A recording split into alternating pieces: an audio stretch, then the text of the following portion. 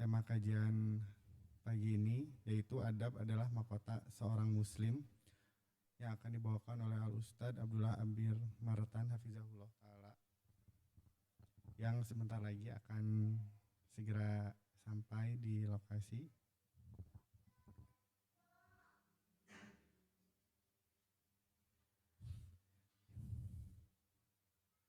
Tidak lupa kita untuk selalu menjaga protokol kesehatan karena masih dalam masa pandemi.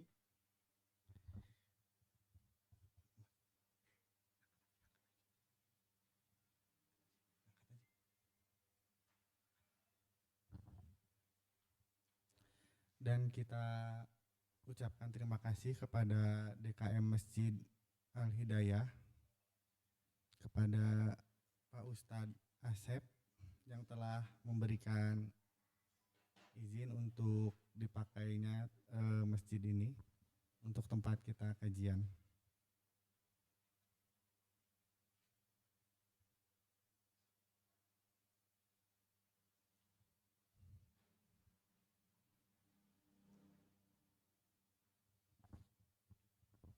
Kita tunggu Al Ustadz masih dalam perjalanan. Terima kasih. Wassalamualaikum warahmatullahi wabarakatuh.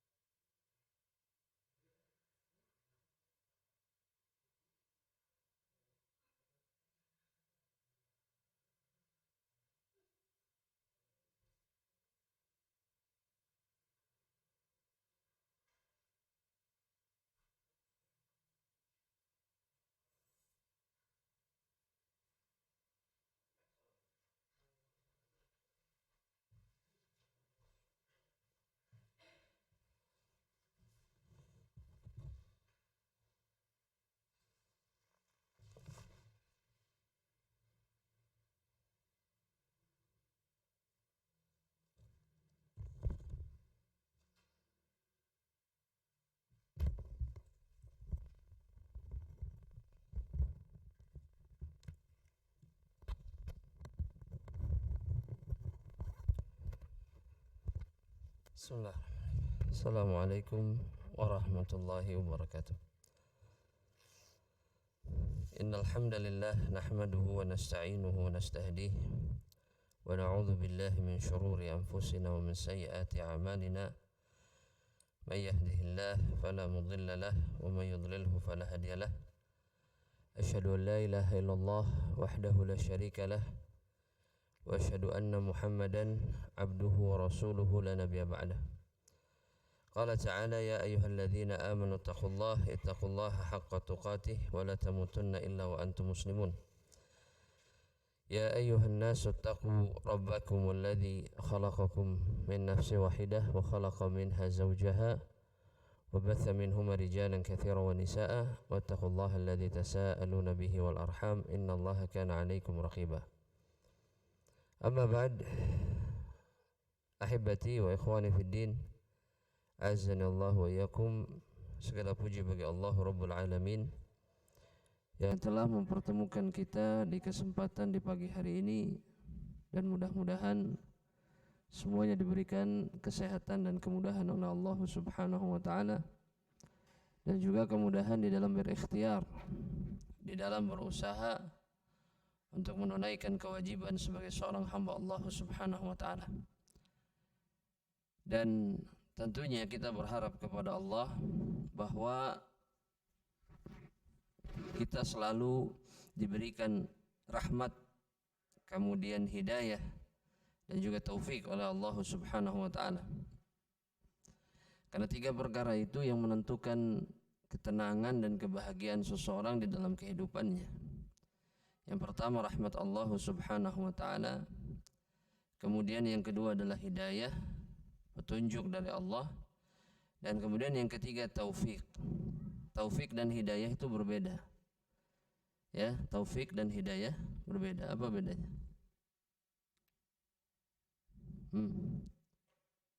Ini saking tenangnya sakinah nih, masyaallah. Apa beda antara taufik dan hidayah? Tafadhal, silakan dijawab. Apa bedanya? Apa yang membedakan antara taufik dan hidayah? Tafadhal, silakan. Anda nunggu jawaban. Kalau kita pandang-pandangan bisa sampai zuhur.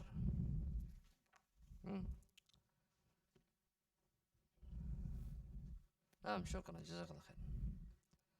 Perbedaannya adalah yang pertama, hidayah itu adalah seluruh perkara yang menjadi petunjuk bagi seorang hamba Allah Subhanahu wa taala kepada seluruh kebaikan yang dicintai dan diridhai oleh Allah. Itu hidayah. Adapun taufik itu adalah pendorong yang membuat seseorang mau atau menerima hidayah Allah Subhanahu wa taala. Itu yang disebut dengan taufik. Bisa jadi seseorang itu di atas hidayah, dia tahu mana yang benar, dia tahu mana yang salah, tapi dia tidak memilih yang benar. Artinya dia tidak diberikan taufik sama Allah Subhanahu wa taala. Nah, ini sebenarnya yang harus dikhawatirkan oleh setiap dari kita. Kadang-kadang kita tahu mana yang semestinya dilakukan dan mana yang salah, tapi justru kita memilih yang salah. Ada pertanyaan, kalau orang sudah tahu mana yang benar tapi tetap memilih yang salah, itu dosanya lebih besar dibandingkan orang yang tidak tahu dan memilih yang salah. Mana yang lebih besar dosanya? Jamaah? Yang tahu tapi tetap melakukan yang salah. Karena ketika seseorang tahu, semestinya seseorang itu melakukan, bukan apa? Meninggalkan dan memilih yang salah. Makanya hati-hati. Dari awal pembahasan kita, insyaallah kita akan membahas satu kitab yang ana sangat harapkan dari hadirin sekalian, rekan-rekan sekalian, ketika tahu mana yang benar, jangan pernah kemudian mengambil pilihan yang salah. Karena azabnya di sisi Allah Subhanahu wa taala itu jauh lebih besar. Makanya orang-orang yang berilmu tapi salah niat, jadi niatnya bukan karena Allah tapi untuk dunia, itu mereka dulu yang diazab oleh Allah di dalam neraka, bukan orang-orang pendosa. Jadi justru ulama yang lebih dulu dibakar di dalam neraka, tapi mereka yang salah niat. Alasannya adalah karena mereka tahu tapi mereka tidak mengamalkan ilmu mereka. Ya, kalau begitu mending jadi ahli maksiat kalau begitu. Gimana? Kalau ada yang ngomong kayak gitu, benar atau salah? Maksudnya kan yang diazab duluan kan ulama. Ya mending jadi ahli maksiat gitu sekalian. Boleh nggak seperti itu? Boleh nggak? Nggak boleh. Kenapa nggak boleh? Apa alasannya? Kenapa nggak boleh? Tadi katanya enggak. Sekarang saya tanya alasannya kenapa tidak boleh. Nggak apa-apa, silakan jawab. Nggak ditanya dalil. Ayo.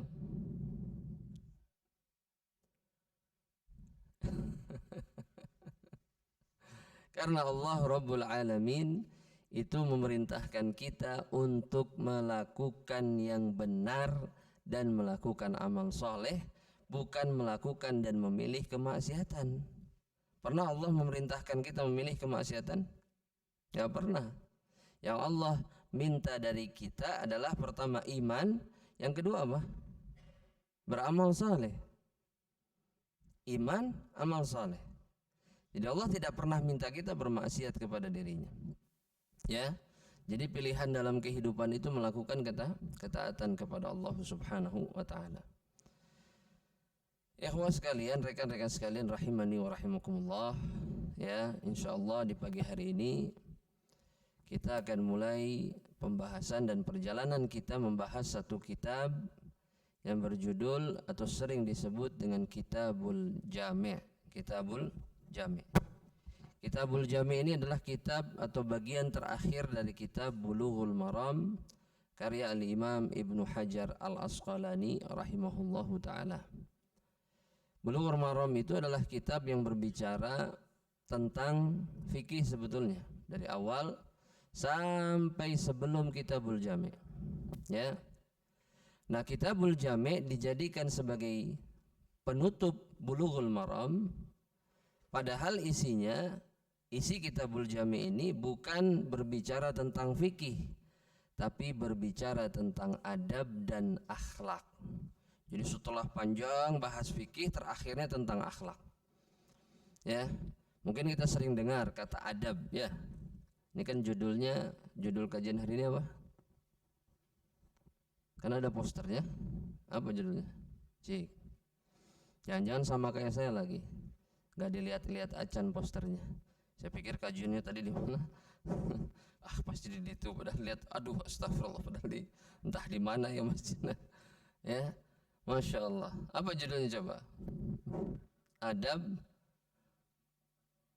Mumtaz, Masya Allah. Adab adalah mahkota seorang muslim. Ya, adab adalah mahkota seorang muslim. Pertanyaannya sekarang, adab sering kita dengar, tapi apa artinya adab? Coba, siapa yang bisa jawab? Silakan. Mangga. Apa? Sikap. Satu, sikap. Dua, adab itu sikap. Mungkin ada jawaban lain? Silahkan. Enggak terdengar apa? Apa katanya? Silahkan, fadhal, coba. Perilaku, sikap dan perilaku itu adik kakak kandung itu ya. Itu juga maksudnya. Sikap dan perilaku. Terus?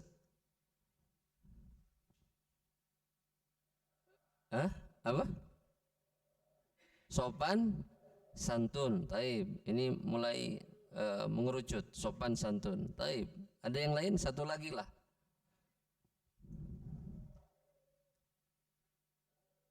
Jamaah. Taib, tulis di dalam kitabnya kalau mencatat. Ya, al-adab kata al-Imam Ibnu Hajar. Ya. Al-Asqalani dalam kitabnya yang lain, dalam kitab Fathul Bari, syarah Sahih Bukhari, ya, kitab yang menjelaskan tentang hadis-hadis dalam Sahih Bukhari, kata beliau, adab itu adalah al-akhdhu bimakarimil akhlaqi. Al-akhdhu bimakarimil akhlaq. Yang disebut dengan adab itu adalah ketika seseorang mengambil di dalam sikapnya atau melakukan di dalam perbuatannya dengan sikap atau perbuatan, ya, yang merupakan akhlak-akhlak yang mulia, ya. Jadi perbuatan-perbuatan yang mulia atau sikap yang mulia. Itu adab. Itu adab. Dan adab ini sangat luas. Karena mulai dari kita baligh sebagai seorang muslim, maka kita sudah wajib, ya, mengambil atau mengerjakan adab-adab, diawali adab kepada Allah dan kemudian kepada seluruh makhluk. Sikapnya harus baik. Ada pertanyaan, ikhwaskan rahmatullah Allah subhanahu wa ta'ala. Nabi Muhammad, Nabi kita Muhammad sallallahu alaihi wasallam itu orang yang beradab atau tidak? Hah? Beradab. Apa buktinya?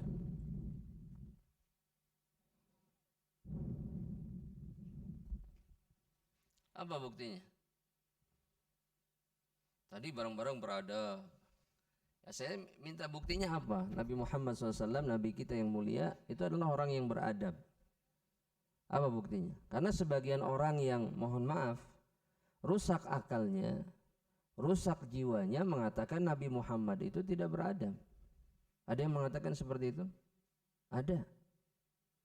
Ada yang bilang Nabi Muhammad, Nabi kita yang mulia, yang dicintai oleh Allah itu adalah laki-laki yang hidupnya hanya untuk menikah. Ada yang mengatakan seperti itu. Ya, artinya Nabi tidak punya akhlak dalam bahasa mereka.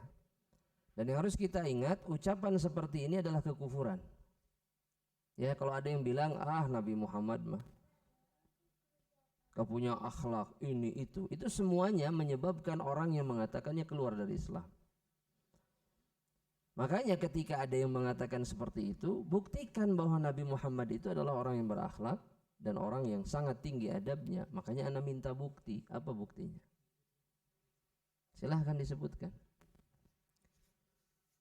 Tafadhal. Silahkan. Yang di atas boleh jawab. Ada orang di atas kan? Baik, tafadhal. Boleh jawab, silahkan. Karena yang di bawah sakinah sekali.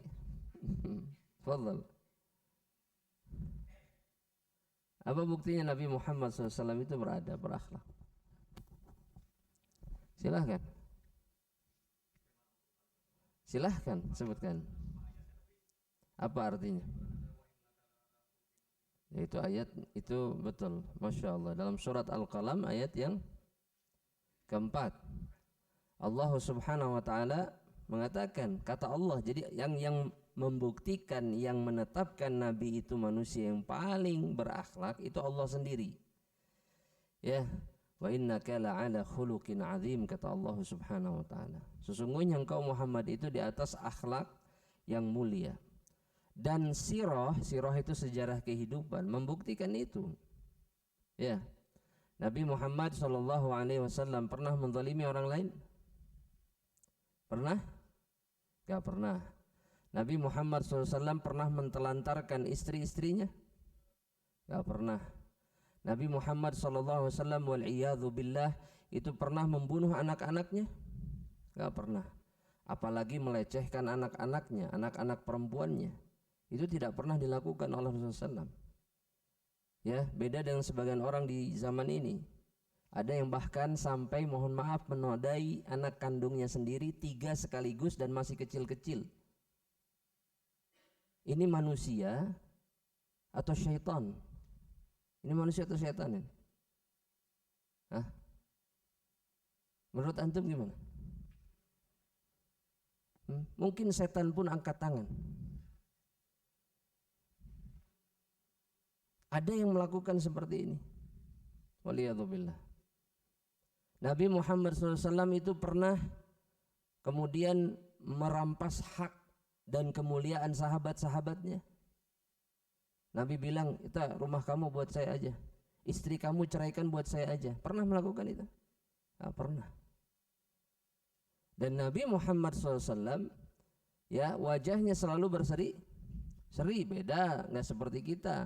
Kalau kita lagi pusing, cemedut, ya cemedut gitu ya. Lagi emosi, melotot, ya. Lagi moodnya nggak enak, bikin status. Lagi bad mood, jangan ganggu. Betul nggak?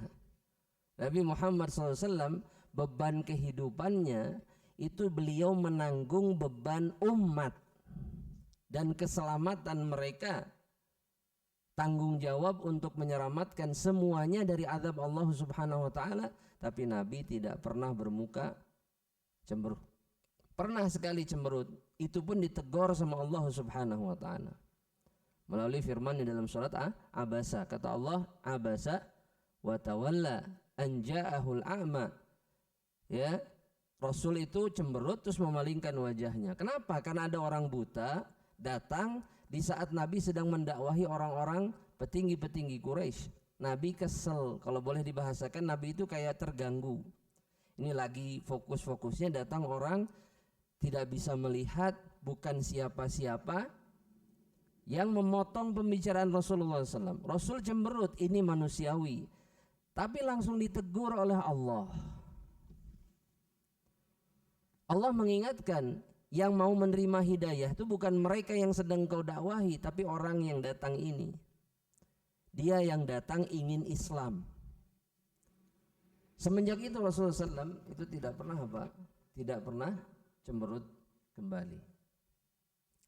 Apapun masalah yang sedang dihadapinya. Makanya Nabi Muhammad SAW itu disebut ya di dalam Al-Quran, "Wa innaka la'ala khuluqin azim." Dan kita diperintahkan oleh Allah dalam surat Al-Ahzab ayat yang ke-21 itu untuk menjadikan beliau sebagai contoh. Sebagai apa? Contoh. Apa bunyi ayatnya? Silahkan. Tafadhal. Apa? Tafadhal. Surat Al-Ahzab ayat yang ke-21. Masya Allah. Laqad kana lakum fi Rasulillahi uswatun hasanatun liman kana yarjullaha wal yawmal akhir. Ya, kata Allah, telah ada pada diri Rasulullah SAW itu uswah, contoh yang baik. Untuk apa? Untuk dicontoh. Bagi siapa? Bagi mereka yang ingin berjumpa dengan Allah dan beriman kepada hari akhir. Jadi kalau memang gak berakhlak, sebagai seorang mukmin, muslim, tidak beradab, itu nggak sempurna keimanannya. Ya, masih kurang. Mukmin itu tidak boleh buruk perangainya, buruk lisannya, buruk gerak-geriknya, buruk niatnya. Itu seorang mukmin tidak boleh seperti itu. Ya. Nah, sekarang ada pertanyaan. Ketika kita buruk akhlaknya, Anda yakin kalau di pekerjaan ya, pasti banyak faktor yang membuat kita atau mendorong kita untuk buruk akhlaknya. Kalau dalam pekerjaan itu pasti, benar nggak? Ya, ayawe nu mancing teh gitu ya. Ada aja perkara-perkara yang membuat kita mungkin emosi atau apapun lah, betul? Iya, dalam pekerjaan. Nah sekarang kalau kemudian kita ikuti keinginan dan perasaan itu, kita berdosa atau tidak?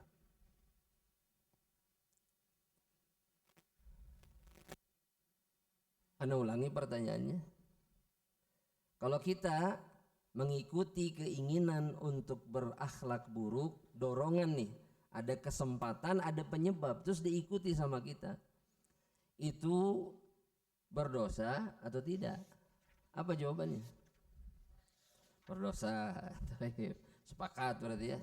Nah pertanyaannya sekarang, apa dalilnya? Apa yang membuat itu berdosa? Apa alasannya? Kenapa jadi berdosa? Jamaah. Ya jamaah. Apa yang membuat itu berdosa? Mungkin yang di atas. Silahkan.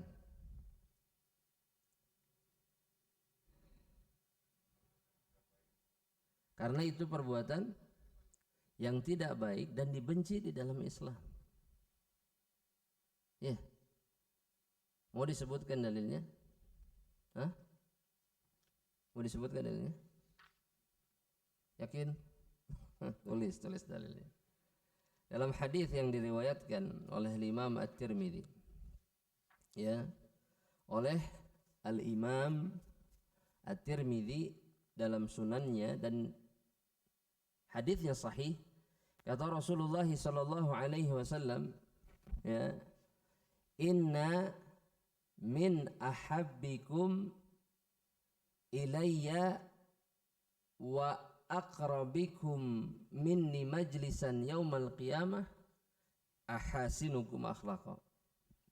Orang yang paling aku cintai, kata Rasulullah SAW, dan juga yang paling dekat tempat duduknya pada hari kiamat, itu adalah orang-orang yang paling baik akhlaknya, kata Rasulullah SAW. Tapi Rasul kemudian bilang, wa inna min abghadikum ilayya wa ab'adikum minni majlisan yaumal qiyamah. Dan orang yang paling aku benci, dan juga paling jauh tempat duduknya, majlisnya dariku pada hari kiamat. Artinya enggak bersama Rasul di Firdausul A'la, enggak bareng-bareng Rasulullah SAW. Kata Rasul, as-sarsarun, yang pertama itu adalah sarsar, yang kedua mutasyaddiqun, yang ketiga al-mutafaiqihun, kata Rasulullah SAW. Rasul menyebutkan 3 macam jenis manusia. Apa ini maksud dengan sarsar? Siapa yang tahu artinya?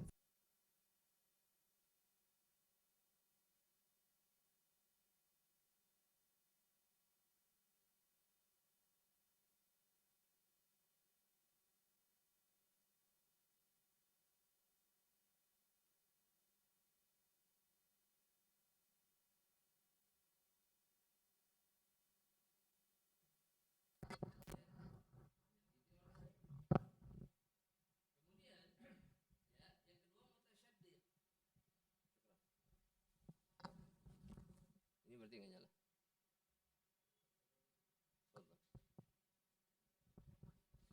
Kemudian yang kedua, mutasyaddiq.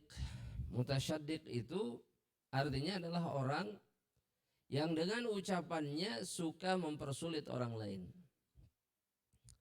Ada orang-orang kalau ngomong itu sukanya lihat orang bingung dengar omongan dia. Ada yang seperti itu? Ada. Bahasanya belit-belit. Ya, itu akhlak yang tidak baik. Kemudian yang ketiga, sudah nyala lagi. Yang ketiga, al-mutafaiqihun. Nah, para sahabat,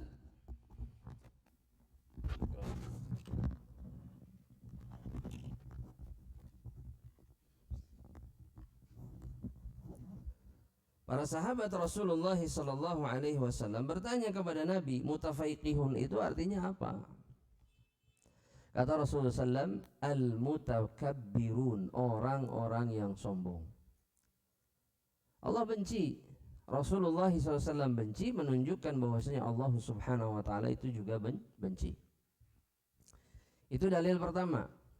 Dalil kedua, dalam hadis yang sahih diriwayatkan oleh Imam Muslim, Rasulullah SAW bilang, inna syarran nasi manzilatan indallahi yaumal qiyamah, orang yang paling buruk kedudukannya di sisi Allah pada hari kiamat, paling buruk, paling jelek. Kalau orang paling buruk, paling jelek, berarti dia berhak mendapatkan apa dari Allah? Azab, siksa. Catat tuh dalam kitabnya, ini manusia paling buruk di sisi Allah. Tentunya setelah orang-orang musyrik, orang-orang kafir. Yang dimaksud di sini adalah orang muslim yang paling buruk. Orang muslim yang paling buruk. Man wada'ahun nas aw tarakahu, ya, ittiqa'a syarrihi aw fuhshihi. Manusia-manusia yang ditinggalkan oleh orang lain karena keburukannya. Ya. Ada orang yang senang dengan manusia-manusia yang buruk akhlaknya? Cik, setiap hari carekan we terus tuh. Atau direndahkan, dihina terus gitu. Kamu ini nggak ngerti-ngerti. Pakai dong. Wah, Masya Allah, pakai apa? Kepalanya, otaknya pakai, akalnya pakai. Wah, terus omongannya selalu begitu. Ya, kita senang atau kita menjauh? Menjauh. Kalau ketemu bahagia atau kesel? Kesel. Maka itu syarran nas indallah. Itu manusia yang paling buruk di sisi Allah Subhanahu wa taala. Maksudnya muslim yang paling buruk. Ya, ini sudah menikah semuanya atau belum? Yang belum menikah angkat tangan. Geningan banyak. Ya. Belum menikah. Yang sudah menikah sisanya menikah berarti. Insya Allah. Taib. Ya, saya mau tanya, ini bagi yang sudah menikah. Ya. Kalau sebagai laki-laki dulu ya, sebagai suami, kalau punya istri yang ketika pulang ke rumah itu belum apa-apa sudah marah, pengen pulang ke rumah atau mendingan di kantor dulu sampai malam?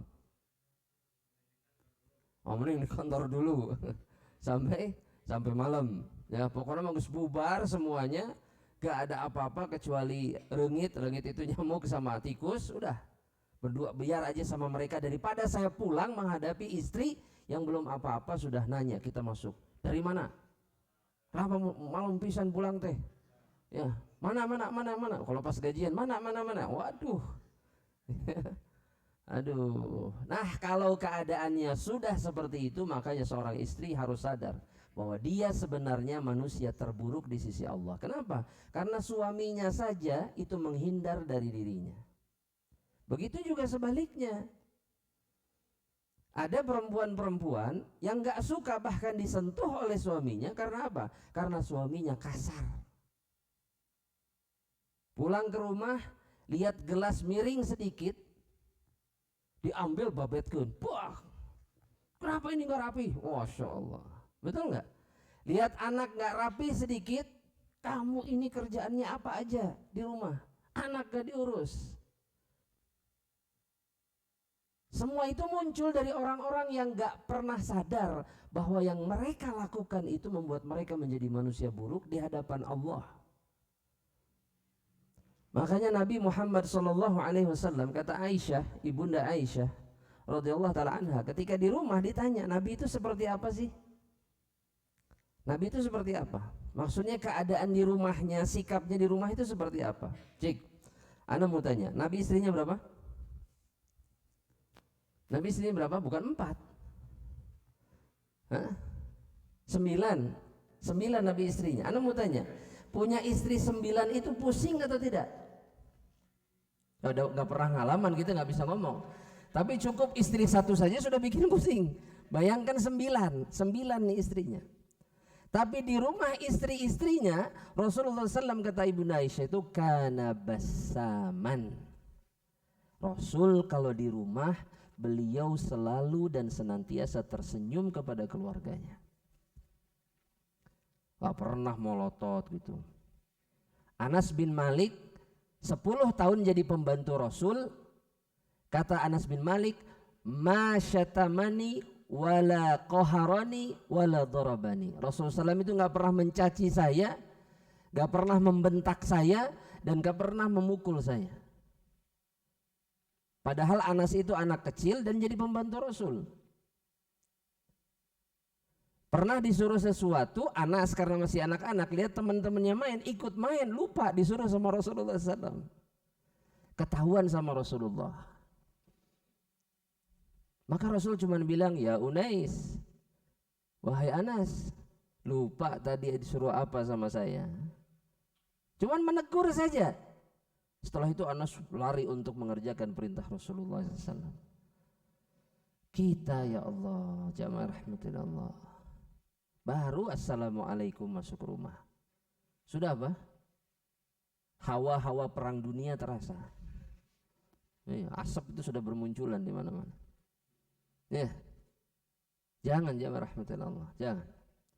Nabi Muhammad SAW itu adalah contoh kita di dalam berakhlak dan beradab. Dan akhlak dan adab yang dikerjakan oleh seseorang itu, apapun itu, dan dia istiqomah di atas akhlak yang baik, itu membuat dia berhak mendapatkan kemuliaan di dunia dan di akhirat. Tulis dalam bukunya. Satu tadi sudah disebutkan. Dalam hadis riwayat Imam Tirmidzi, akhlak yang baik itu membuat seseorang berhak bersama Rasulullah SAW di dalam surga. Itu yang pertama. Yang kedua, ya. Yang kedua, bahwa orang yang paling sempurna imannya itu, adalah mereka-mereka yang berakhlak baik, kata Rasulullah SAW dalam hadis riwayat Imam At-Tirmidzi dengan sanad yang sahih.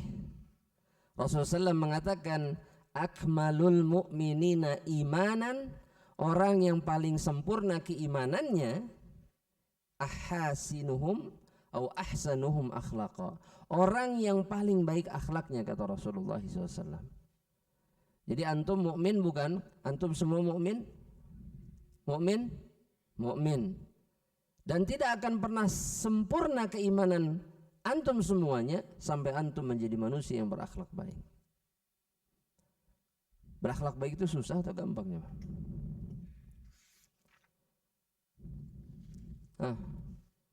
Berakhlak baik itu susah atau gampang? Susah. Kenapa susah? Yang di atas tadi yang bilang susah, mangga dijawab. Di atas ada mic juga atau nggak ada?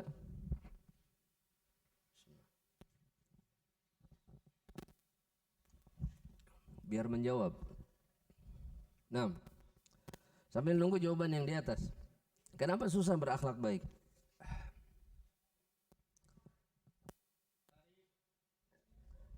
Kenapa susah berakhlak baik? Karena apa? Masya Allah, banyak godaan. Godaan apa? Godaan syaitan. Maksudnya syaitan itu menghalang-halangi kita dari berakhlak baik. Karena kalau nggak dihalangi masuk surga. Kalau nggak dihalangi masuk surganya gampang. Kata Nabi dalam hadis yang lain ya, yang paling banyak memasukkan manusia ke dalam surga itu 2 perkara saja. Hanya 2 perkara. Apa sih?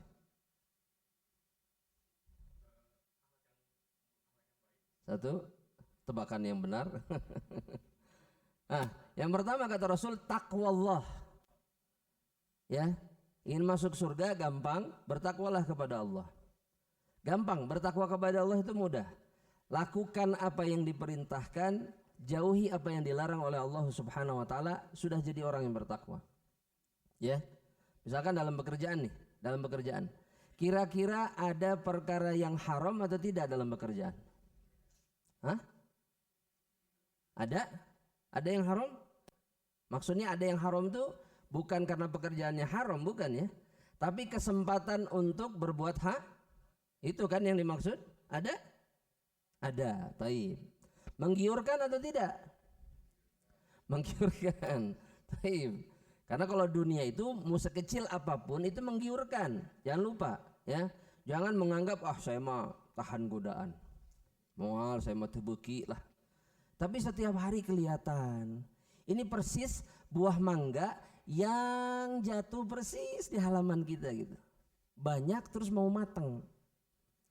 Kita nggak niat ngambil awalnya, tapi setiap hari kelihatan. Kecil, gede, tambah gede, menguning. Menggiurkan nggak? Petik jangan. Bari istighfar petik lagi, astagfirullah, tapi cokot ke rumah. Kupas di rumah, wah enak nikmat. Nah, yang seperti itu di dalam pekerjaan itu banyak. Tapi ingat, kalau mau masuk surga dengan mudah, maka jangan pernah mengikuti godaan dan dorongan untuk mengambil yang haram. Jangan takut rizki. Yang haram itu tidak akan pernah menambah rizki kita. Ingat, gak akan pernah menambah rizki. Justru dia akan membinasakan. Tapi sedikit dari yang halal itu akan mencukupi kebutuhan kita. Jangan takut, rizki itu dijamin. Rizki itu bukan diusahakan. Hilangkan tuh dari pikiran. Rizki itu bukan diusahakan. Rizki itu sudah dijamin, tinggal diambil. Usaha itu bukan untuk mendapatkan, tapi untuk mengambil. Paham maksudnya? Kita kan berpikirnya harus kerja. Supaya apa? Supaya dapat rizki. Enggak. Kita harus kerja. Supaya apa? Mengambil rizki yang sudah ditetapkan oleh Allah. Sesederhana itu. Makanya nggak perlu stres. Ya, PPKM, pandemi, bunuh diri. Ngapain bunuh diri? Saya dipecat dari pekerjaan saya. Kalau dipecat, gak ada pekerjaan lain? Ada. Rizkinya berhenti.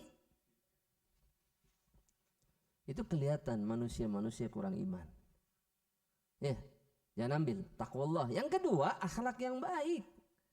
Yang paling banyak memasukkan surga itu akhlak yang baik. Masalahnya orang sekarang itu lebih suka kelihatan jahat daripada baik. Betul nggak? Kenapa? Kalau yang jahat itu Ustadz banyak followernya. Iya. Yang kejam-kejam, yang bengis-bengis, yang suka menyakiti orang lain itu banyak pengikutnya. Betul nggak? Tapi kalau yang baik-baik, yang baik-baik itu kurang asik Ustadz. Hidupnya nggak ada apa? Gak ada ininya lah, gak ada sensasinya Ustadz lah. Datar, flat hidupnya tuh kalau yang baik-baik. La ilaha illallah. Ya, yang harus kita ingat, yang jahat itu kalau mati dalam keadaan seperti itu masuk neraka. Kalau yang baik yang katanya flat, hidupnya kayak mesin EKG itu yang apa mendeteksi jantung tuh, tit, itu ujungnya masuk surga. Pilih yang mana? Ya sudah, yang flat saja. Aduh, nggak ada sensasinya. Kali-kali itu pengen ada gregetnya gitu hidup tuh. Ya, yang bilang kayak gitu siapa? Syaitonir rajim. Makanya jangan didengar. Ya, jadi manusia yang baik. Jadi manusia yang baik. Itu keutamaan yang keberapa? Yang kedua. Keutamaan yang ketiga. Keutamaan yang ketiga. Ya, akhlak baik itu adalah cara yang ditetapkan oleh Allah agar kita bisa mendapatkan hati dan kebaikan manusia yang lainnya. Ya, antum kalau ingin diperhatikan sama orang biasanya apa yang dilakukan? Cari perhatian. Nah, cari perhatiannya gimana caranya? Ah, gini aja lah ya, gini ya. Misalkan lagi pengen nikah sama seseorang gitu ya. Masya Allah. Nah, apa yang dilakukan nih supaya dapat perhatiannya? Oh, kerja keras, Masya Allah. Sudah kerja keras, mampir ke rumah mertua bawa apa? Masya Allah. Oleh-oleh, martabak, siomay, batagor, apalagi buah ya. Cimol. Ayo tong cimol-cimol deh, enggak tahu. Ke rumah mertua. Ya. Bawa apapun untuk nunjukin apa? Untuk nunjukin apa? Kita teh baik. Betul nggak? Kita baik. Tapi pertanyaannya, kalau itu yang dilakukan, ya melakukan itu tujuannya hanya untuk dapat perhatian. Setelah dapat nikah selesai, kebaikannya hilang, itu manusia ya seperti mertua, istri, wanita yang jadi istri, itu akan tetap memberikan perhatian kepada kita atau tidak? Kata mertua teh baheula masuk mau martabak. Giliran udah nikah wala hatta cimol ya. Mau cimol gitu. Ya. Makanya kata Rasulullah sallallahu alaihi wasallam dalam hadis riwayat Al-Bazzar dengan sanad yang hasan kata Rasul, "Innakum lan tasa'un nasa bi amwalikum." Kalian tuh nggak akan pernah bisa mengambil hati manusia itu dengan harta kalian, nggak bisa. Sok silahkan, mau kasih apa saja pakai uang, silahkan, wallah. Tapi hati mereka kemudian bisa kita ambil, artinya mereka bisa membalas kebaikan kita, itu jangan berharap. Makanya kalau mau nikah, ini bagi yang belum nikah nih, itu tulus-tulus aja. Gak usah berlebihan menggunakan apa? Daya tarik apa? Harta. Masya Allah. Kalau datang ke rumah mertua pinjam apa ke teman? Pinjam mobil heula lah. Masya Allah. Terus motor gonta kan? Ganti, Masya Allah. Gak ngomong ini punya siapa, enggak. Tapi kesannya apa? Wah, taib. Itu percuma. Karena kata Nabi Muhammad SAW, walakin yasa'uhum minkum bastul wajhi wa husnul khuluq. Yang bisa mengambil hati dan perasaan mereka itu cuma dua perkara. Ini kata Nabi nih. Apa yang pertama? Bastul wajh. Wajah yang berseri-seri. Yang selalu tersenyum. Kemudian yang kedua, akhlak yang baik. Orang kalau sudah ketemu sama yang seperti ini, itu kebaikan apa saja diberikan. Gak perlu repot-repot. Kan ada kadang-kadang pemuda-pemuda akhir zaman ya, itu gak pede kalau meminta anak orang lain. Kenapa? Saya mah ada kerjanya begini, penghasilan saya cuma segini. Betul gak? Ini para pemuda nih, para jomblo, betul gak? Iya. Makanya karena pekerjaannya misalkan pas-pasan, dia cari jalan lain untuk dapat uang. Bisnis kek, atau pekerjaannya double kek, atau apapun. Gak usah terlalu berlebihan. Karena ketika antum punya akhlak yang baik, kemudian wajah antum itu menyenangkan untuk dipandang, meskipun gak ganteng-ganteng amat misalkan, tapi berseri-seri, hati manusia yang lainnya itu akan jatuh. Semua orang akan jatuh hati, percaya. Ini kata Nabi, bukan kata anak, kata Nabi. Jadilah laki-laki yang baik. Ya, karena laki-laki yang baik itu akan senantiasa tampan sampai dia diwafatkan oleh Allah. Itu pasti. Jadi perempuan ya, ketika suaminya mulai tua, dia tetap tertarik atau tidak? Nggak akan, bukan tidak lagi, nggak akan dia tertarik. Tapi kalau laki-laki suaminya baik, sampai kapanpun suaminya akan terlihat tampan. Iya, begitu juga perempuan sama. Perempuan itu selamanya cantik atau tidak? Tidak cantik, ya. Tidak selamanya.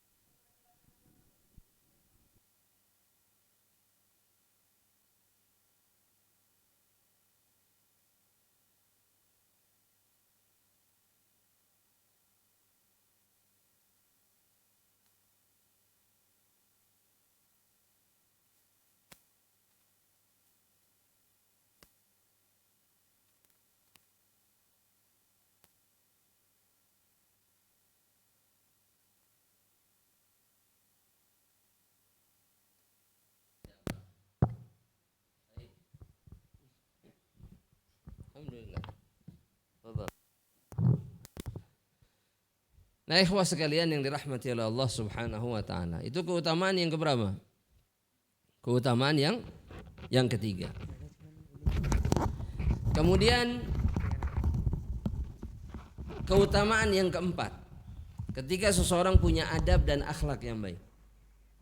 Seperti yang disampaikan oleh Rasulullah sallallahu alaihi wasallam kepada sahabat Abu Dzar, kepada sahabat siapa? Abu Dzar Al-Ghifari. Dalam hadis riwayat Imam Abu Ya'la dengan sanad yang sahih. Kata Rasulullah sallallahu alaihi wasallam, ya Abu Dzar, ala adulluka, wahai Abu Dzar, maukah aku sampaikan kepadamu ala amalin, aku tunjukkan ya, ala khuslataini huma akhaffu ala dhahr, kepada dua sifat yang ringan di punggung seseorang, artinya tidak berat untuk dimiliki oleh seseorang. Athqalu fil mizani, dan dia paling berat di timbangan amal kelak pada hari kiamat dibandingkan amalan yang lain. Maka kata Abu Dzar, ya beliau ingin punya amalan gampang tapi berat dalam timbangan amal. Nah kalau timbangan amal kita berat sebelah kanan, itu apa yang akan kita dapatkan? Kita berhak masuk surga. Ya, timbangan kebaikan berat, timbangan dosanya keangkat, maka kita masuk ke dalam surga Allah. Nah amalan ini memberatkan timbangan amal kebaikan. Ada dua. Kata Rasulullah SAW kepada Abu Dzar, ya, yang pertama adalah husnul khuluq, akhlak yang baik. Kemudian yang kedua adalah tulus samti. Tulus samt. Apa artinya tulus samt? Panjang atau selalu diam, ya, selalu diam kecuali dalam perkara yang baik. Karena di dalam Islam diam itu lebih baik dibandingkan apa? Berbicara. Emang iya. Ya, coba anda mau tanya. Kalau kita ngomong, kemungkinan salahnya besar atau kecil? Kemungkinan kita terjerumus ke dalam perkara yang dibenci besar atau kecil? Besar. Coba obrolan favorit di kantor atau di kerjaan itu perkara yang baik atau perkara yang dosa? Apa contohnya? Perempuan. Selain perempuan apa? Ini pakai deh. Udah nyala? Taib. Betul. Selain perempuan apa? Membicarakan kesalahan, kekurangan dan aib orang lain. Ghibah.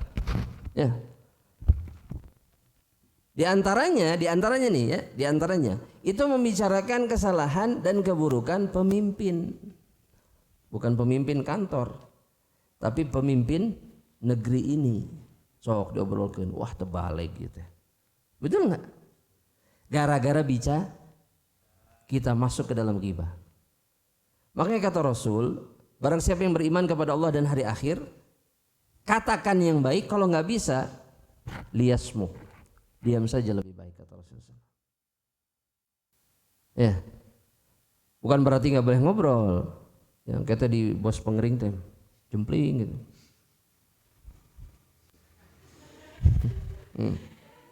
Akhirnya pakai bahasa isyarat. Ya, jangan. Tapi kalau mau berbicara, pikirkan dulu. Oh, ini benar, salah, menyakiti perasaan atau tidak, dan seterusnya. Ya.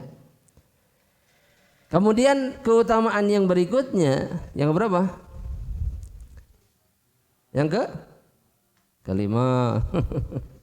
Yang kelima, Rasulullah SAW bersabda dalam hadis yang diriwayatkan oleh Imam Abu Daud, kata Rasulullah SAW, Inna rajula la yudrika bihusni khuluqihi, seseorang itu bisa mendapatkan dengan akhlaknya yang baik itu darajata qa'imil laili wa sa'imin nahar.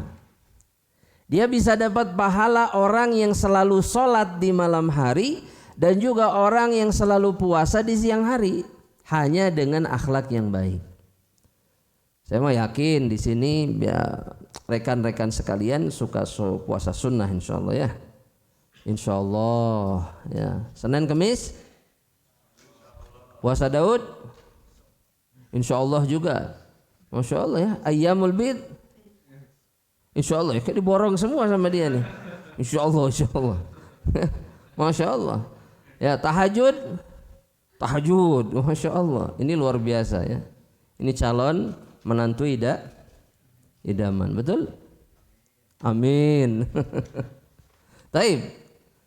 Tapi dengan berakhlak baik saja, meskipun gak melakukan perbuatan-perbuatan itu, seseorang berhak mendapatkan pahala orang-orang yang melakukan ibadah saum dan juga qiyamul lail.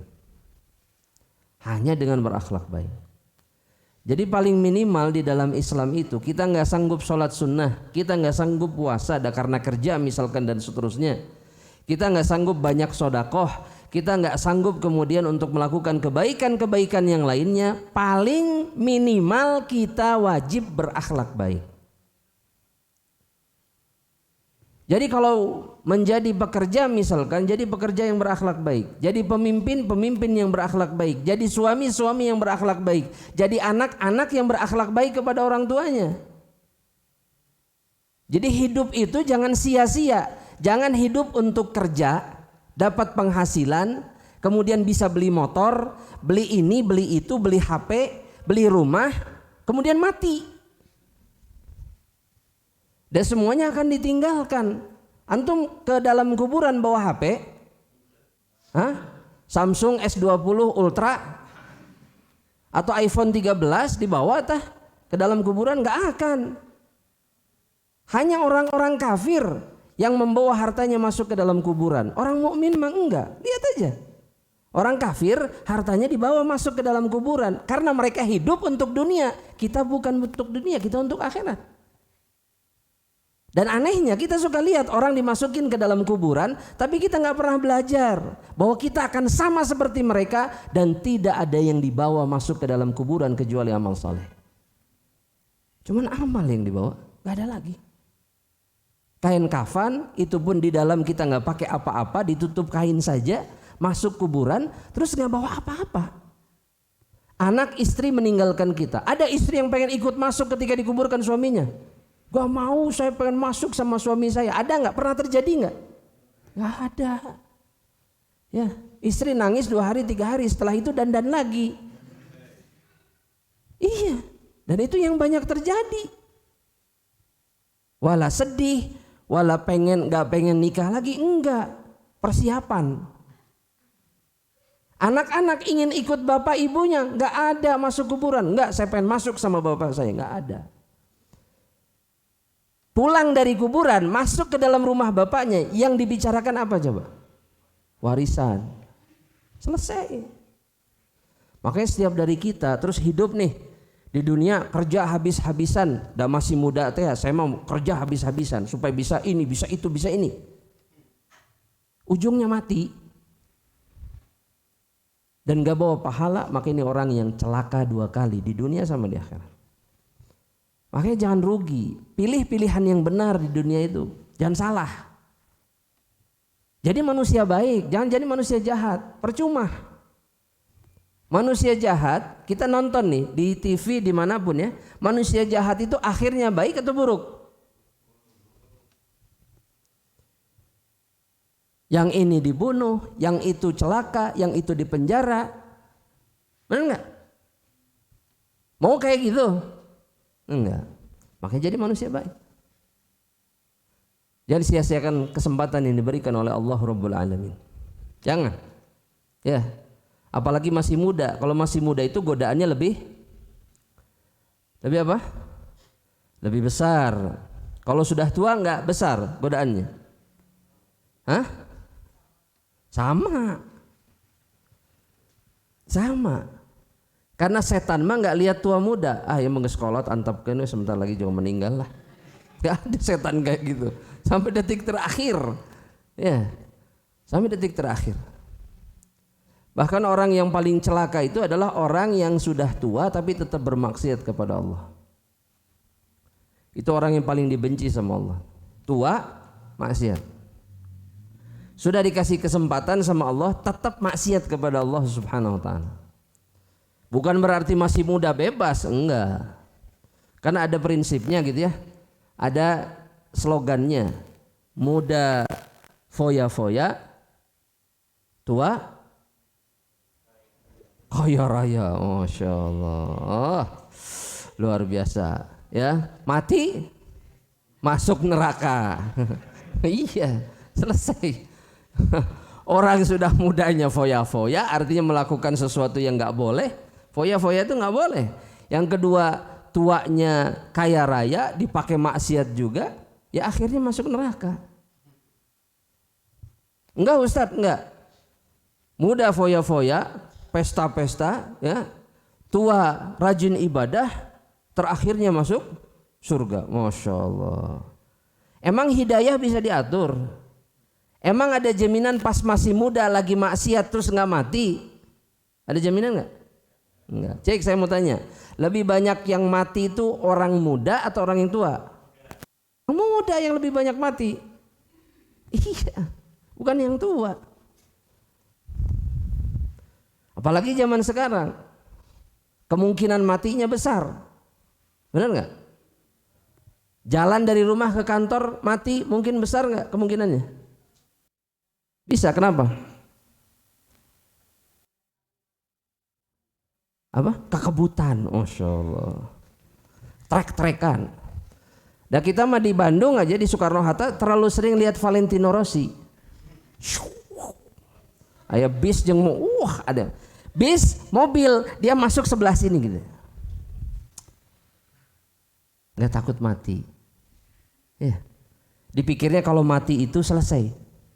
Wah, ditulis mati ketika balapan. Wah, keren. Ya.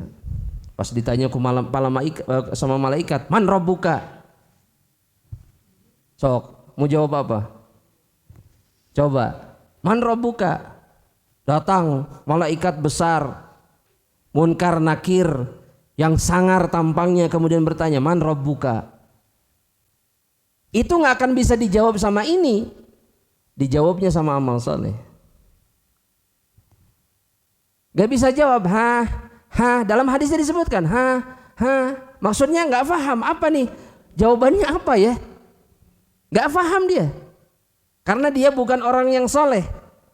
3 kali dengan pertanyaan siapa nabimu, kemudian apa agamamu, nggak bisa jawab semuanya. Kata Rasulullah SAW, maka malaikat ini akan memukul dengan pukulan, dengan gada gitu, pentungan yang besar. Dipukul jenazah ini yang teriakannya sebetulnya bisa didengar oleh seluruh makhluk yang ada di alam semesta ini kecuali jin sama manusia. Artinya dia mengerang kesakitan. Kalau kita bisa dengar kuburan itu, jeritan manusia yang ada di dalamnya, kita soleh semua. Nggak ada yang tertarik bermaksiat, nggak akan. Makanya sama Allah ditutup supaya kita diuji sama Allah. Tapi kalau burung, kalau binatang, kalau gunung, kalau pepohonan, mereka semuanya dengar. Jangan nunggu itu terjadi, jangan. Jangan nunggu. Karena kesempatannya sekarang bukan nanti, sekarang. Makanya kalau terlambat, semuanya akan mengerikan akhirnya. Ada yang ingin diazab dalam kubur? Silahkan angkat tangannya.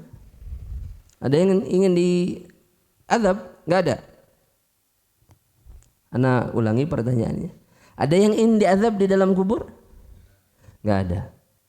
Apakah kita bisa menghindar dari azab kubur? Bisa. Caranya gimana? Doa. Apa doanya? Itu tahiyat akhir. Setelah tahiyat akhir itu sebelum salam ada doanya. Apa doanya?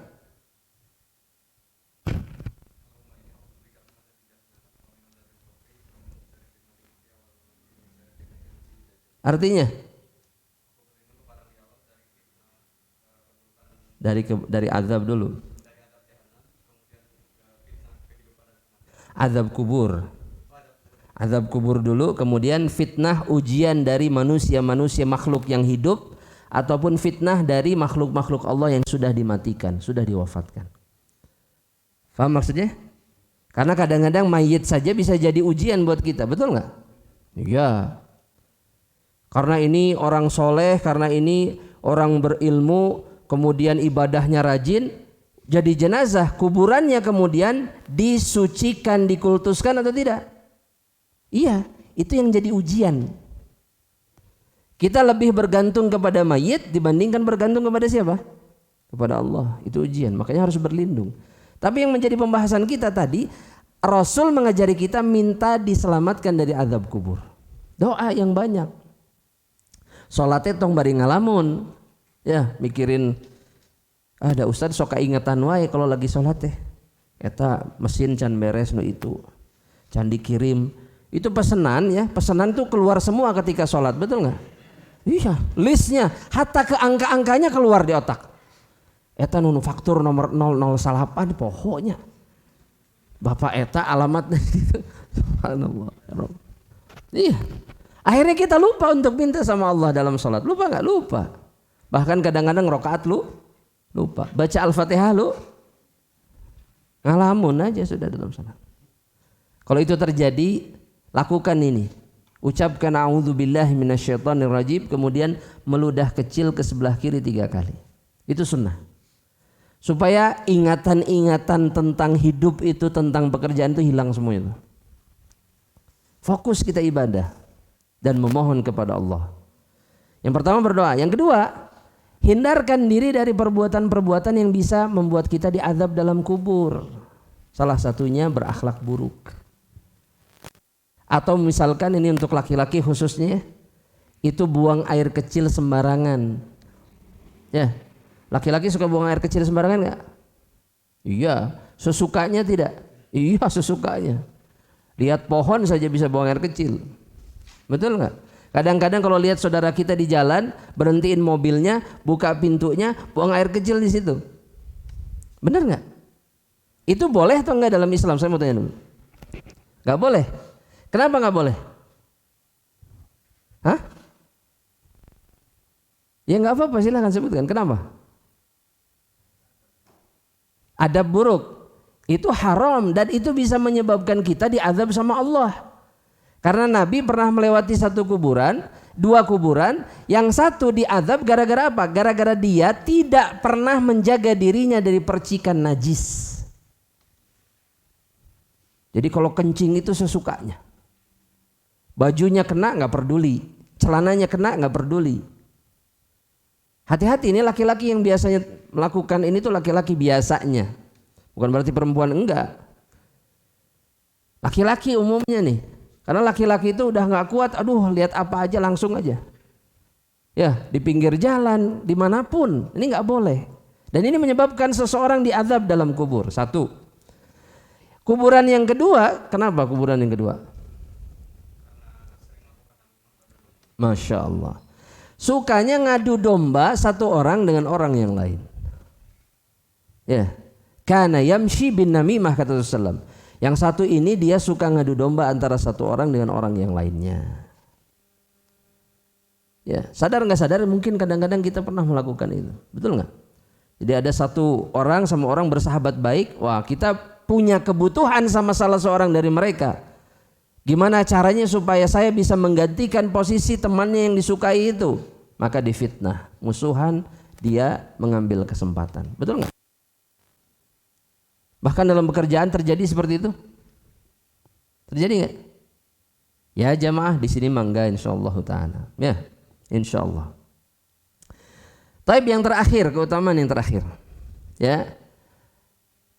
Rasulullah sallallahu alaihi wasallam bersabda dalam hadis yang diriwayatkan oleh Imam Al-Hakim dengan sanad yang sahih, kata Rasulullah SAW, ahabbun nas au ahabbu ibadillahi ilallah ahsanuhum khuluqa. Orang yang paling dicintai oleh Allah Subhanahu wa taala, manusia yang paling dicintai oleh Allah, ya, itu adalah manusia yang paling baik akhlaknya. Kalau Allah sudah cinta, itu apa yang akan terjadi? Atau jangan ke situ dulu. Kalau antum sudah cinta sama seseorang, apa yang akan terjadi? Apa yang di atas? Apa? Oh, memberikan segalanya, Masya Allah. Itu jawaban yang pasti sama dari setiap dari kita. Betul nggak? Kalau udah cinta, minta apa saja dikasih. Bahkan ya, yang sudah jadi orang tua, yang sudah jadi ayah ataupun ibu, ini kalau normal ya, kalau normal itu istilahnya anaknya minta mata yang dia punya itu dikasihkan, betul nggak? Sampai ada istilah seperti itu, minta mata saya kasih. Karena mata ini sesuatu yang paling berharga, tapi karena saking cintanya dia minta saya kasih. Nah sekarang kita lihat Allah Subhanahu wa taala. Allah yang punya segalanya, Allah yang mampu melakukan segalanya, Allah yang maha kuasa atas segala sesuatu, kemudian cinta kepada hambanya. Kira-kira apa yang akan didapatkan sama hambanya? Segalanya. Hidup yang bahagia di dunia dikasih sama Allah. Rizki yang mudah di dunia dikasih sama Allah Subhanahu wa taala. dijaga dari kemaksiatan, seluruh permohonannya didengar, dan di akhirat dia berhak masuk ke dalam surga. Makanya jangan cari cinta makhluk semata, jangan. Tapi yang harus dicari, dikejar itu cinta Allah. Antum gak akan pernah rugi. Ya, betul tidak? Resep di sini mah sunyi senyap jemaah. Tenang gitu, masya Allah. Ya, maka ikhwas sekalian rahmatillah Allah subhanahu wa ta'ala, jangan hilangkan kesempatan untuk menjadi manusia-manusia yang dicintai oleh Allah dengan berakhlak baik. Ini penting. Kalau akhlak seseorang sudah baik, maka sisa amalannya itu insyaallah ta'ala juga baik. Wallahu ta'ala alam. Kita cukupkan sampai di sini. Sisa waktunya kita gunakan untuk tanya jawab. Falyatafaddal mashkura. Silahkan. Kalau ada yang mau tanyakan silahkan.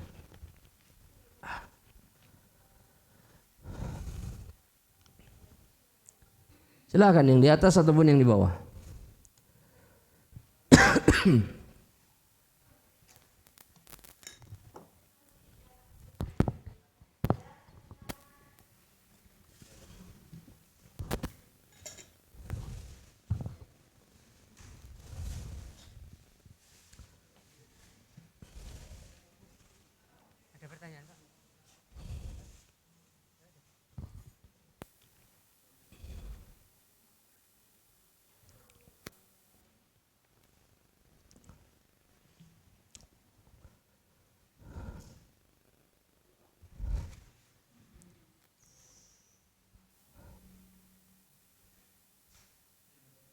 Hah?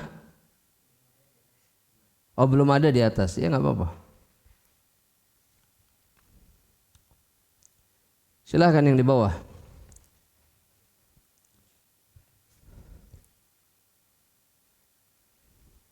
Yang bertanya boleh pulang duluan, silahkan.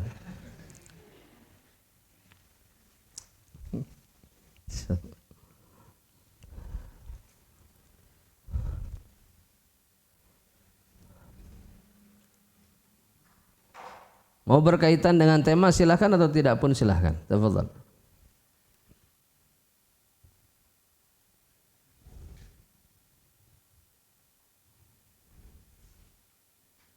Mungkin ada yang sedang mencatat pertanyaan.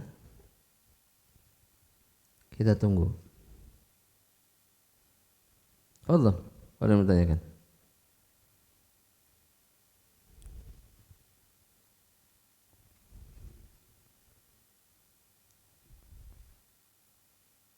Tambah sunyi dan senyap ya.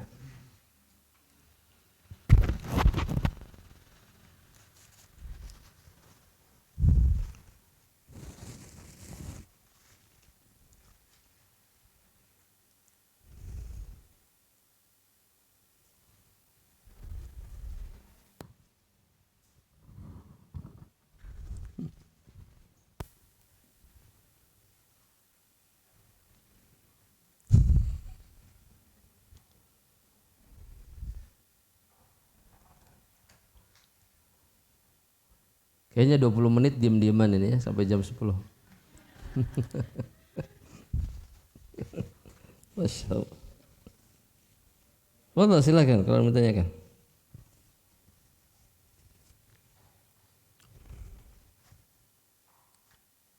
Atau cari pertanyaan di Google dulu.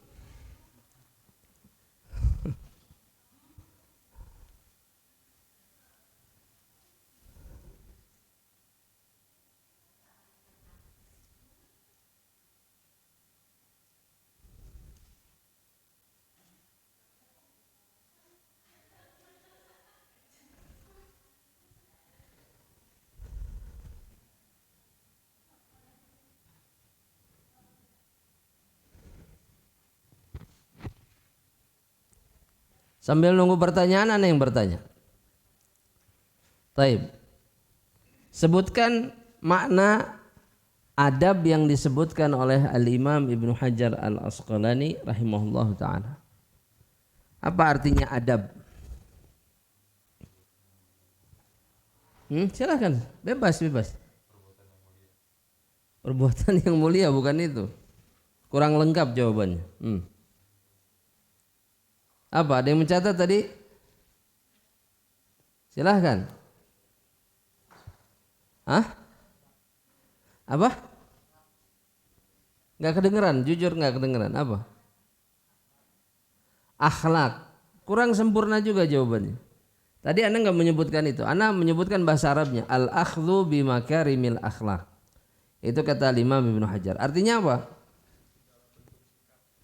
Yang apa?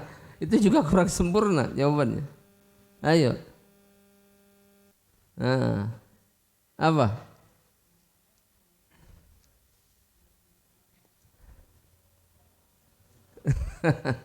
Sikap yang dilakukan oleh seseorang ya berupa apa? Akhlak-akhlak, perbuatan-perbuatan yang mulia atau yang baik. Itu yang disebut dengan adab. Satu. Yang kedua, Nabi Muhammad SAW itu akhlaknya baik atau tidak? Baik. Apa buktinya? Sebutkan teks ayatnya. Sebutkan teks ayatnya. Tadi ada yang menyebutkan di bawah tadi. Ana sebutkan kemudian nama surat dan ayatnya. Coba. Siapa yang mau membacakan? Silakan.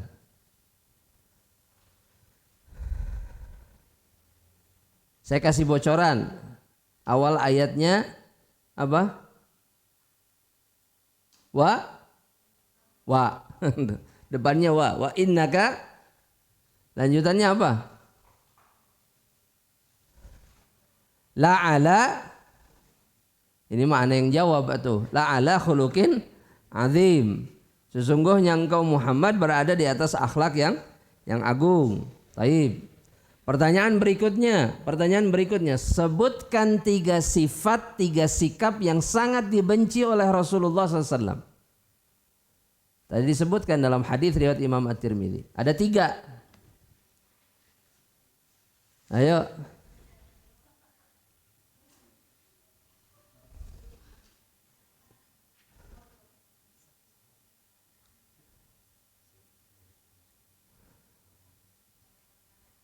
Silahkan. Terlalu banyak bicara. Yang kedua, mempersulit orang lain. Yang ketiga, mumtaz. Masya Allah, catatannya benar berarti. Ya, ada yang nyata tapi catatannya duka teing gitu ya. Taib, gak apa-apa. Ya, kalau bahasa Arabnya yang pertama sarsarun, banyak omong. Terus aja ngomong, hal nggak berguna juga diomongkan. Itu nggak boleh dalam Islam, nggak disukai oleh Rasulullah SAW. Kemudian yang kedua apa? Mutasyaddiq, yang suka menyulitkan orang lain dengan omongannya. Yang ketiga adalah orang-orang yang sombong. Itu dibenci, paling dibenci Rasul. Ya. Nah 3 sifat itu, 3 sikap itu, 3 sifat itu sekarang itu ada pada profesi-profesi tertentu. Betul nggak? Ngomong terus, kalau ngomong bikin pusing orang. Yang ketiga mereka sombong. Ya pikirkan saja pekerjaan apa. Baik.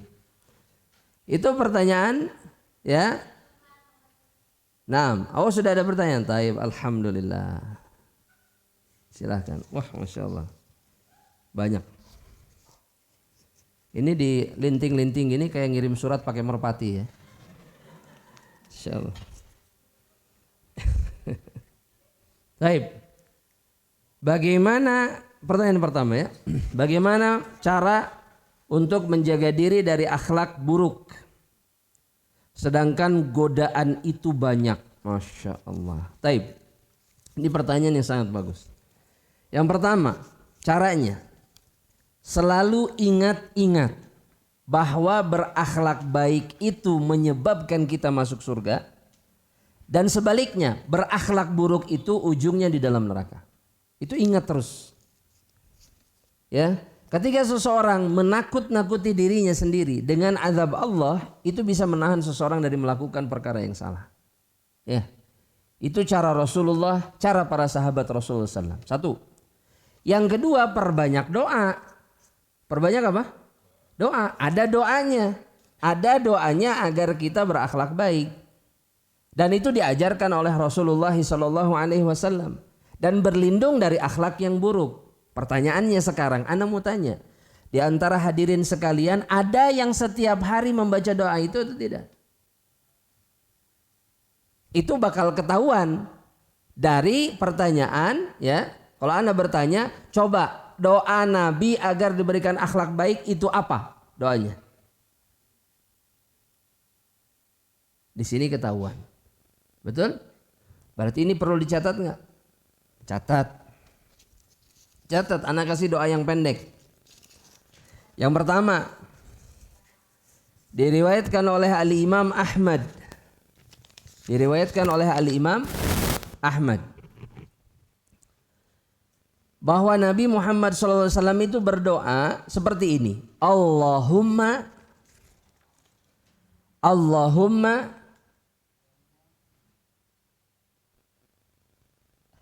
ahsanta khalqi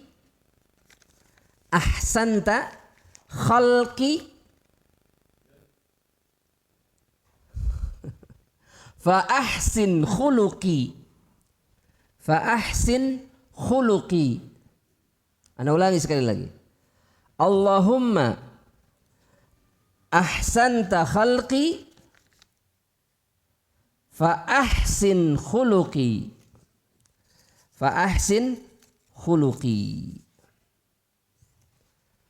Artinya, ya Allah, Engkau sudah memperindah tubuhku sempurna, maka perindah juga akhlakku.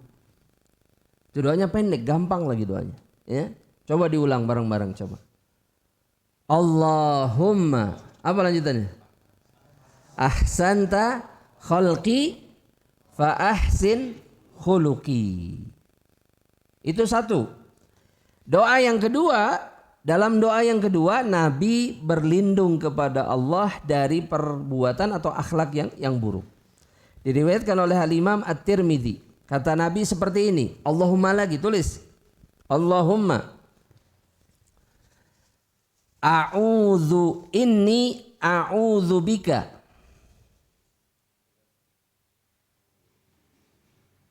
coba diulang. Allahumma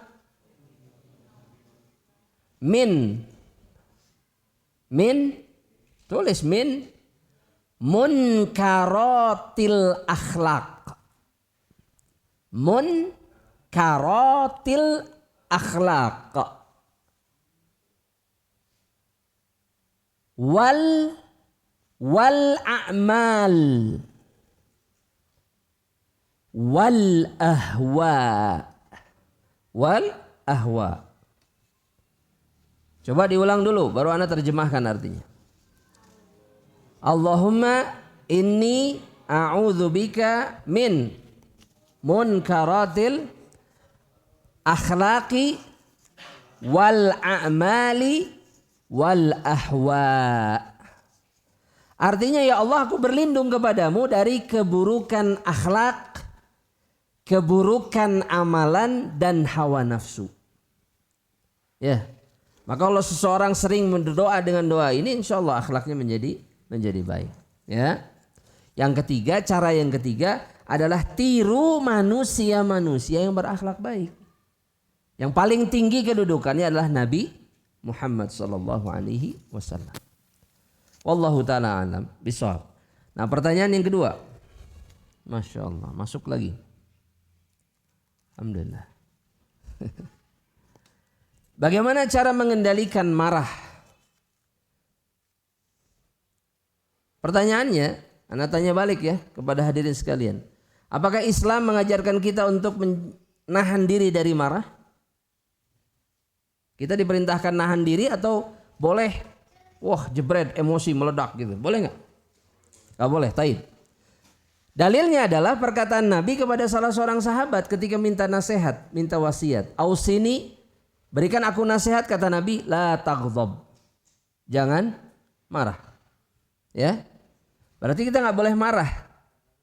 Ustadz, masa nggak boleh marah? Boleh marah, tapi sebabnya benar. Tapi kalau sebabnya cuma diejek sama orang, marah. Dikelakson di jalan, marah. Kesenggol motornya sedikit, ditabrak dari belakang, jebet. Baru dicuci, baru dipoles, baru di ini, jebet, marah, ngamuk. Kenapa ditabrak segala macam?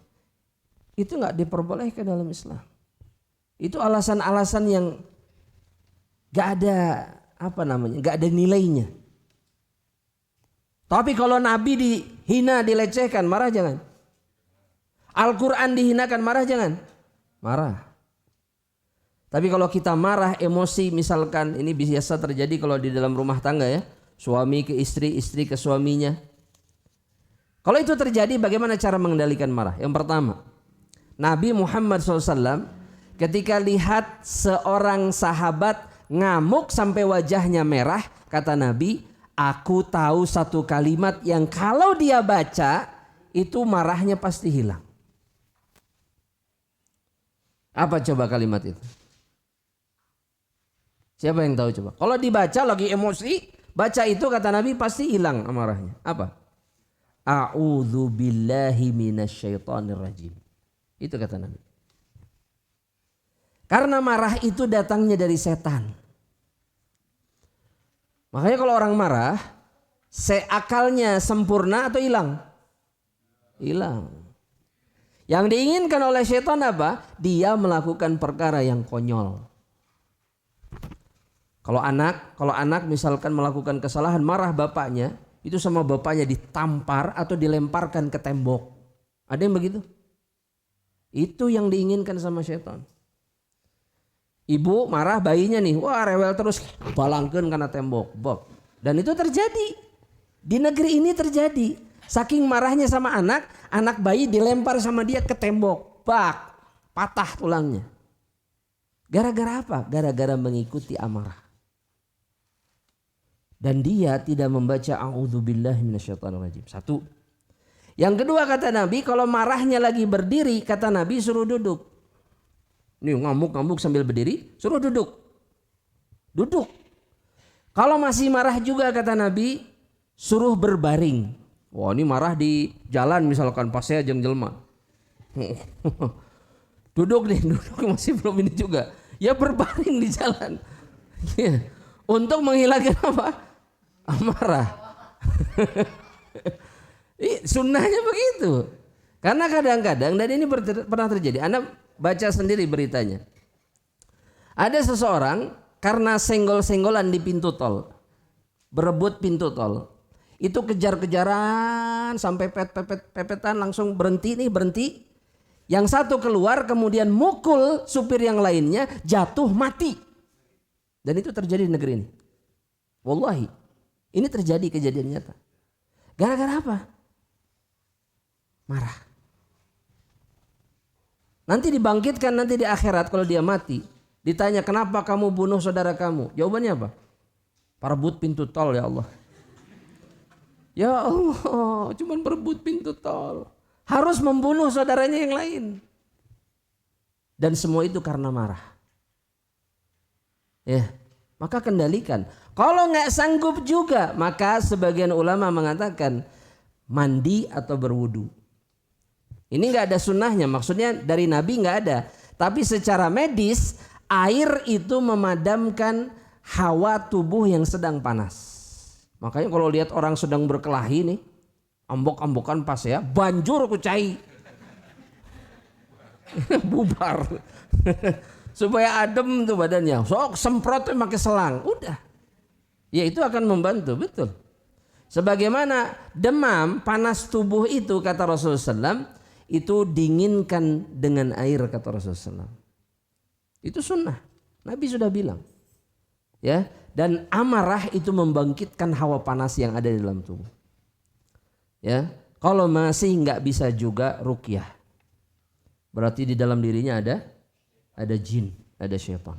Wallahu ta'ala alam bishawab. Mudah-mudahan terjawab. Pertanyaan yang ketiga. Pertanyaan ketiga Pak Ustadz, apa hukumnya seorang istri meninggalkan rumah karena suatu alasan yang menyakitkan hati istri dan sudah melewati batas kesabaran, dan bagaimana kita seorang istri menanggapi suami yang mengatakan kalau itu rumah miliknya padahal sudah menikah 20-an tahun. Yang pertama, seorang wanita hukum asalnya tidak boleh meninggalkan rumah. Ya, terlebih rumah suaminya. Ya. Jika ada alasan yang membuat dia harus keluar, maka alasannya harus alasan syar'i. Contoh misalkan, dia dipukuli terus di dalam rumahnya sama suaminya. Gak ada jalan lain untuk menyelamatkan dirinya kecuali dengan apa?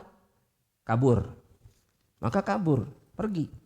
Tapi perginya bukan ke tempat teman, tempat orang lain, enggak. Perginya ke rumah keluarga. Ini sering salah juga. Banyak wanita yang memang dizalimi tapi kaburnya bukan ke keluarga, aneh. Tapi kaburnya ke rumah temennya. Ya, bukan saudara, bukan apa, ini salah. Harus ke keluarga. Ya. Tapi jika tidak ada alasan maka hukumnya haram. Ustadz, saya disakiti seperti apa? Hanya disakiti perasaan itu bukan alasan yang membolehkan seseorang keluar dari rumah. Bukan. Ya. Jadi yang membolehkan itu ketika yang disakiti apa?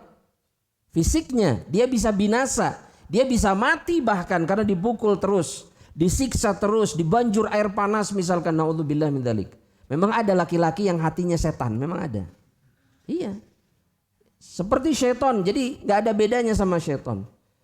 Dia menganggap istrinya itu tidak ubahnya seperti apa? Seperti barang yang gak ada manfaatnya. Dia lebih sayang binatang peliharaannya dibandingkan istrinya. Banyak yang kayak gini jemaah. Sibuk sama burung, kuk sama burungnya. Kalau beli makanan burung itu yang paling mahal. Kalau beli makanan untuk istrinya, nasi kuning pang murahna. Iya. Gorengan guys lah, sarapan mah gorengan.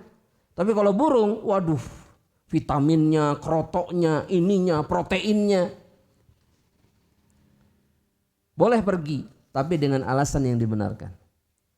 Ya, bukan hanya karena sudah, aduh kesel sama suami teh. Enggak, bukan begitu caranya. Islam tidak memperbolehkan cara seperti itu. Adapun pertanyaan yang kedua, Anda kurang paham. Mungkin yang dimaksud itu adalah rumah itu sebetulnya rumah istri. Rumah milik istrinya tapi diaku sama suami. Bagaimana hukumnya? Hukumnya haram. Suami tidak boleh mengakui barang atau harta yang menjadi milik istrinya. Gak boleh. Kecuali istrinya meninggal. Dia punya hak waris suaminya. Tapi kalau istrinya masih hidup, rumahnya punya istri, mobil punya istri misalkan ya, anggap seperti itu. Terus dia aku-aku, ya mah boga saya. Ini mah harta bersama, ini gono gini. Nggak ada, dalam Islam nggak boleh. Karena apa yang menjadi hak istri itu menjadi hak istri. Tapi apa yang menjadi hak suami? Oh nggak ada, itu juga sama. Istri mah gitu dah. Apa yang menjadi hak suami, hak istri juga nggak ada dalam Islam. Ya, apa yang menjadi hak suami juga hak suami. Dan istri ketika ingin memanfaatkannya harus izin kepada suami. Bedanya kalau istri itu punya hak dari sisi apa? Dari sisi nafkah. Ya. Kalau itu milik suami tapi bisa digunakan untuk menafkahi dirinya, istri boleh ambil. Paham maksudnya? Tapi kalau suami, lah, sampai istrinya mengizinkan.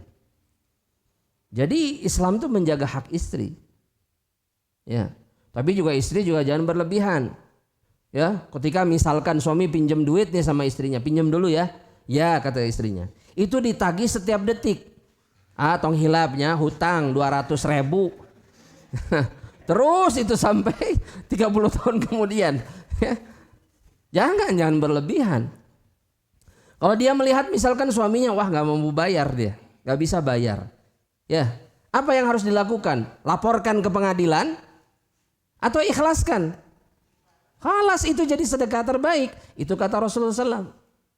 Jadi jangan berlebihan. Suami jangan berlebihan, istri pun jangan berlebihan. Wallahu ta'ala alam bishawab. Nah kalau kasusnya seperti ini maka yang harus dilakukan oleh istri adalah mempertahankan haknya. Ya, dengan cara yang baik dan katakan bahwa suaminya dalam hal ini dia keliru dan salah. Dengan cara yang baik. Wallahu ta'ala alam bishawab. Pertanyaan yang terakhir. apakah seorang anak yang melihat keburukan pada orang lain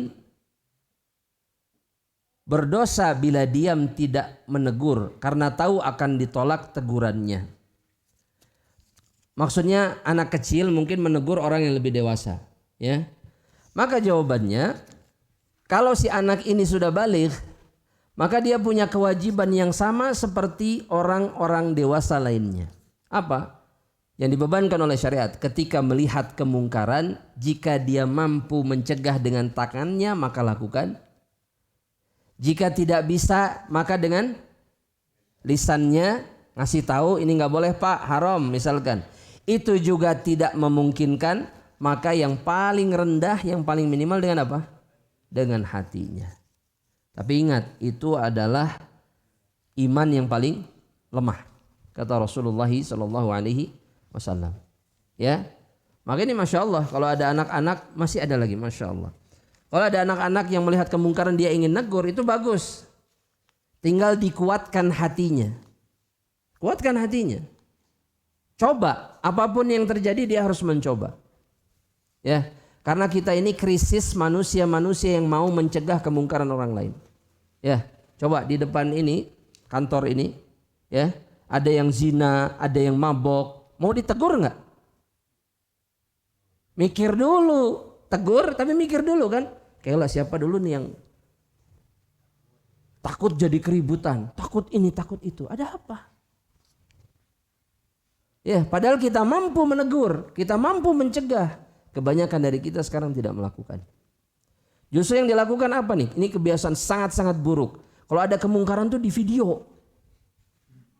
Ya, terus diviralkan, betul nggak? Ada remaja berzinah di kuburan, di video dulu, terus baru disebarkan, nggak dicegah. Atau setelah itu baru dicegah. Naudzubillah min dzalik. Apa ini? Ya, apakah kita sekarang ini serendah itu?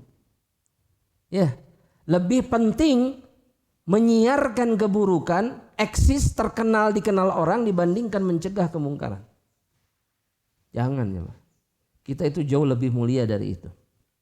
Ya, jangan ikut-ikutan orang lain. Ya, kecelakaan, coba kecelakaan yang dilakukan nolongin atau video?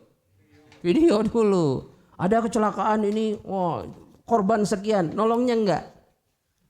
Dan Anda pernah lihat sendiri di Gede Bagis itu, kecelakaan kesenggol truk, kepalanya pecah. Pecah kepalanya. Itu yang ada di sekelilingnya, itu cuma sibuk begini. Cuman begini. La ilaha illallah. Udah mati hati kita ini jemaah. Tidak menyingkirkan dari jalan, enggak, geletak di situ. Cuma dikasih koran. Tetap di jalan. Ini sudah keterlaluan. Makanya jangan jadi seperti orang-orang yang seperti itu. Wallahu ta'ala alam bishawab. Ya, udah nggak ada pertanyaan lain? Ini yang terakhir ya. Apakah suami harus terbuka kepada istri tentang harta yang dia punya? Misal soal gaji. Masya Allah. Ini masalah semua orang kayaknya. Masya Allah. Kalau kita berbicara syariat ya, kalau kita berbicaranya syariat, ini bukan berbicara kebiasaan atau keumuman. Kalau bicaranya syariat, maka laki-laki itu punya dua pilihan. Dibolehkan dua-duanya. Dia terbuka tentang penghasilannya boleh. Tapi kemudian yang kedua dia tertutup tentang penghasilannya juga boleh. Yang harus diingat dalam syariat tidak ada kewajiban suami terbuka tentang penghasilannya, nggak ada. Jadi nggak ada keharusan misalkan istri harus tahu suami hasilnya berapa, nggak ada.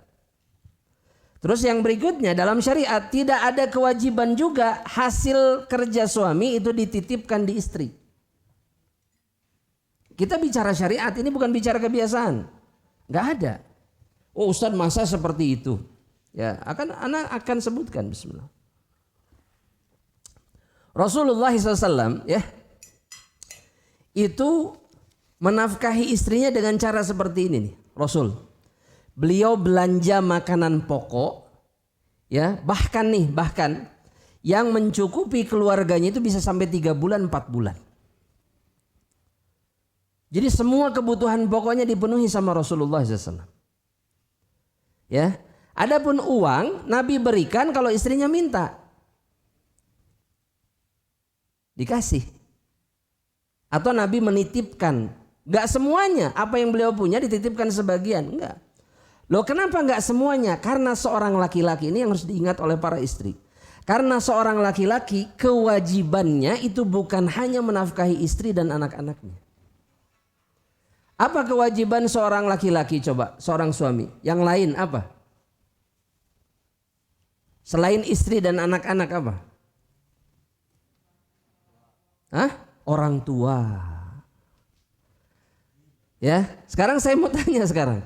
Kalau uang suami semuanya dipegang istri, ketika suami ingin mampir ke rumah orang tuanya kemudian bawa oleh-oleh, gampang nggak? Susah. Oh meni sepakat ke jawabannya. Susah. Kenapa susah? Karena dia harus meminta verifikasi dan izin dari istrinya. Buat apa, Pak? Ini buat ke mama sama papa. Mau boleh oleh apa? Mau bawa apel sama anggur. Udah pisang aja. Uangnya cuma cukup buat pisang. Coba bayangkan. Apakah laki-laki seperti ini yang juga seorang anak itu bisa memuliakan kedua orang tuanya dalam keadaan seperti ini? Gak bisa. Ustadz, dia itu terlalu memanjakan kedua orang tuanya. Anda pernah dengar kalimat seperti ini? Ya.